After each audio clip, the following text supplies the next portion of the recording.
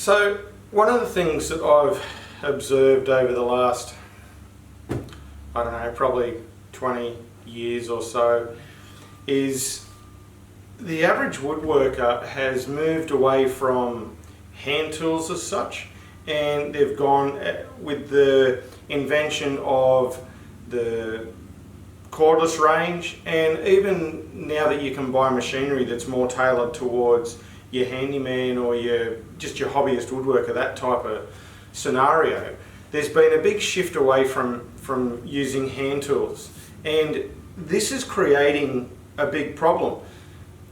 It's also creating a problem within the trade as well, with CNC type machines and things like that, because the machine is doing all of the work for you and you don't need to do anything. So your skill set is going downhill at a rapid rate. Now, to prove my point here, all you need to look at is, you have a look at the skill set of the average baby boomer. I'll use my dad as an example. My dad is an exceptional tradesman, far better than me. Like his skill set is way beyond mine, but yet he regards himself as just an average tradesman. And he has shared with me once that he told one of his bosses, who, when he was leaving a job, he said to his bosses, there's tons of me walking the street where he came from. So he just regarded himself as an average tradesman, but yet he was exceptional.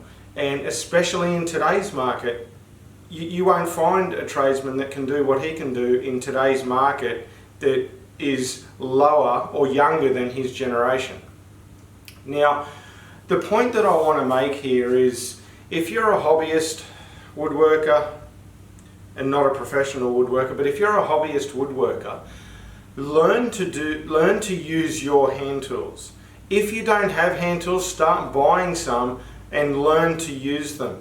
When I started my time here with my dad, I had to learn how to do the task with hand tools before I could do it on machinery. If I couldn't do it with hand tools, I wasn't doing it on machinery, because there will come a time where your machine will break down, you'll have a power outage, or whatever the case may be. There will come a time where you will have to use hand tools to do that task, because for whatever reason you can't use the machine.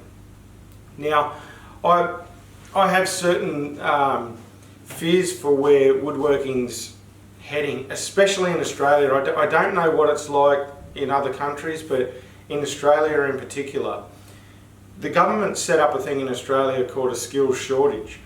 In this field, in joinery, there is no joke. There is such a massive skills shortage in this industry, to the point where I've been running this business now for 25 at least years. I took over from my dad about 25 years ago, and I struggle like anything to find a tradesman to actually work here that is capable of doing everything that I need them to do.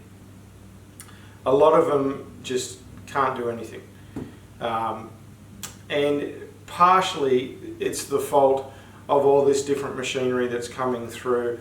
People aren't taught. See, as you would have seen in my videos here, on any of the build videos, all my machinery is all manual machinery, so it means that I have to set it up and I have to work the machine. I have to create what I'm doing myself. So there's a certain skill set that's needed to be able to do that. With a CNC machine, you program the computer, you walk up, you press start, and you leave it to do the job. That's not woodworking. That's the machine doing the job. Now, as I said, it's creating a huge problem. More and more so because the market is being driven by money. So everybody needs to earn $1 these days. So the quicker you can get something done, the more efficiently you get stuff out the door, the more money you make. But it's at the detriment to the skill set of up and coming joiners. And it's a really, really big problem.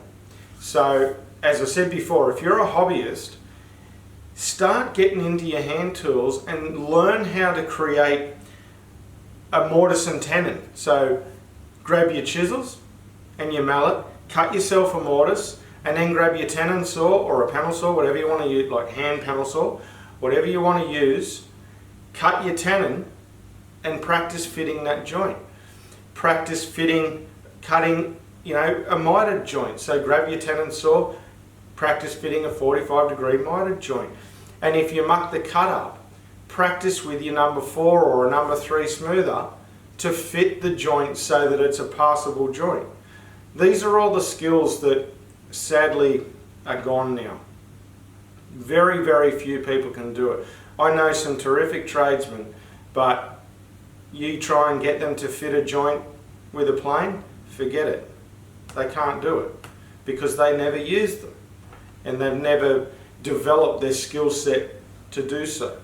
So try and work your hand tools. Like you still got your machinery that you can use. Like in my business here, I don't know if you can see the board up behind me here and my bench, even though my bench is a cluttered mess, I've got a whole row of chisels from 1/8 of an inch up to 2 inch, every size in between, running along the bench. You can see on the board behind me here are the tools that I use every day. I've got a big tool cupboard over the side here that has all of my other stuff that I'm not using on a regular basis, but I use every now and then. But everything on my bench here is stuff that I'm using regularly. So I've got my whole set of planes from a number 2 all the way up to a number 8 on opposite ends of my bench here. I've got marking gauges, I've got bevels, I've got squares, I've got panel saws here, I've got tenon saw here. Up across the back of my bench here, I've got gouges and things like that. In this business here, we use hand tools a lot. Our machinery gets used all the time, like daily, and for hours and hours on end daily. But when we're doing assembly work, we use a lot of hand tools. Our number 4s get worn out here, they get used that often. Chisels and gouges and things like that used all the time. So, as I said, point that I want to try and make here is I have an interest in seeing hand tool skill being pushed more than just buying a table saw, buying a jointer and things like that and quickly making something up, slapping it together and thinking that you've done a great job. Learn how to do it all with your hand tools. It's a skill that we need to get back, because if we leave it go much further than it is, we're going to end up being a useless society, because machines are going to have to do everything for us because we're not capable of doing it ourselves. So just a thought. It's something that's on my mind all the time. So yeah, I thought I'd share my thoughts with you there and just try and encourage you as much as I can. We all love machinery, but pull out your hand tools and give them a crack. Alright, thanks for listening. See you next time.